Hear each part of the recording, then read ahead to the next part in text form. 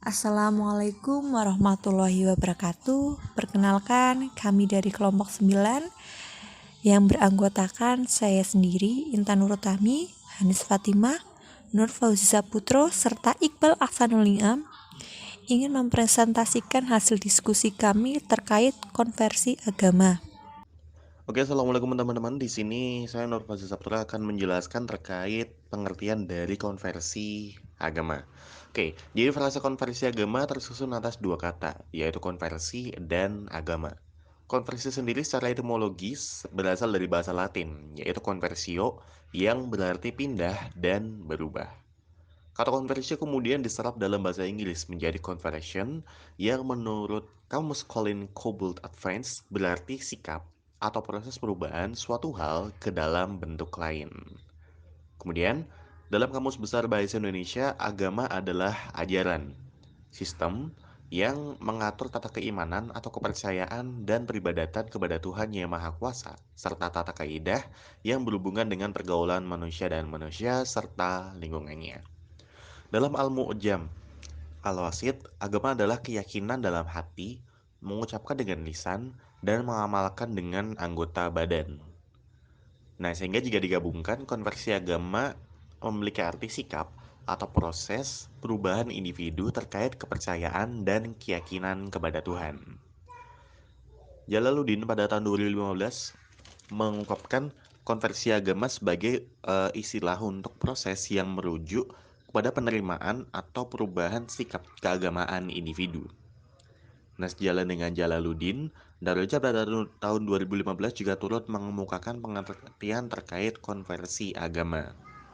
Darajat menyampaikan bahwa konversi agama adalah suatu perkembangan spiritual dalam bersikap terhadap agama dan tindak agama. Naroja juga merujuk kata konversi agama sebagai perubahan emosi ke arah hidayah dari Allah SWT, baik secara mendadak atau berangsur-angsur.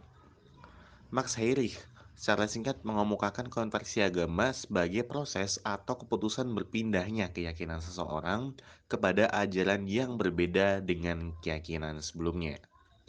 Nah, konversi agama dapat memiliki dua arti. Yang pertama, perpindahan dari satu agama ke agama lain yang berbeda. Sedangkan yang kedua adalah perpindahan sikap dalam menjalankan agama yang selama ini ia yakini. Arti yang kedua ini merujuk pada hidayah yang datang dari Allah SWT.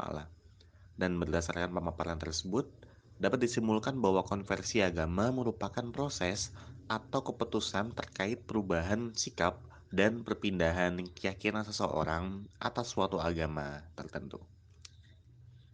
Macam-macam konversi agama menurut Starbuck.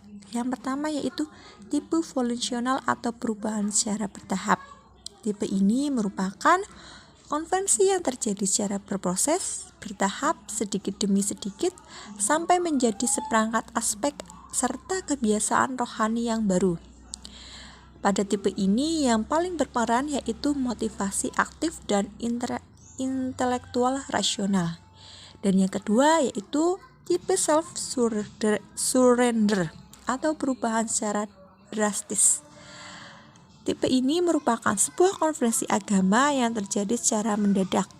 Tanpa mengalami proses seseorang tiba-tiba berubah keyakinannya terhadap suatu agama yang dianutnya.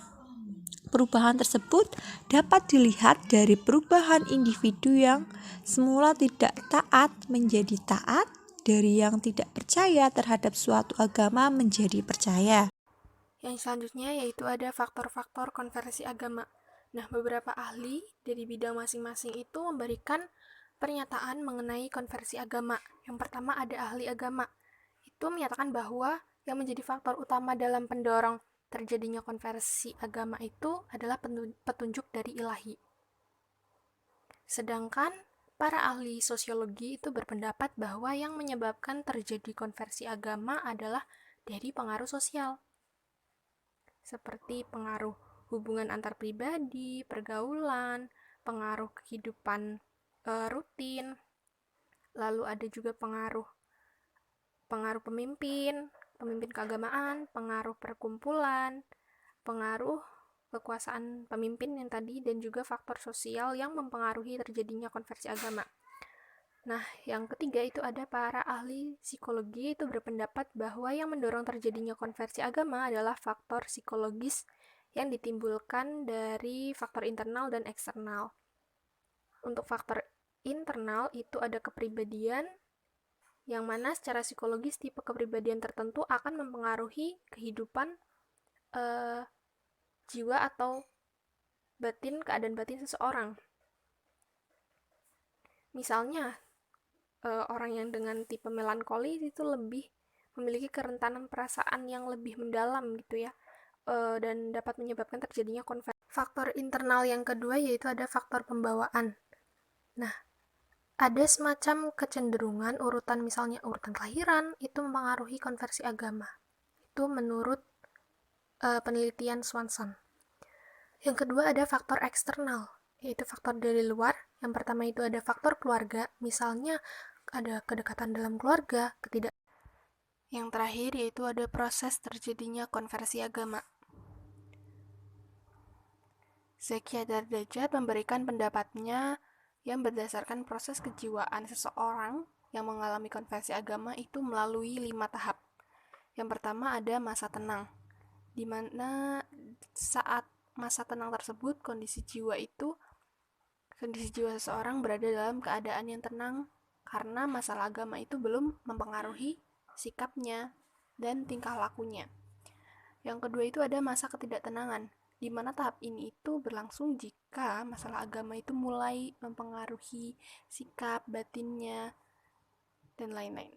Yang ketiga itu masa konversi, di mana setelah konflik batin yang tadi dia alami itu dan kemantapan batin itu telah terpenuhi berupa kemampuan menentukan keputusan untuk memilih yang mereka anggap serasi, itu termasuk masa konversi.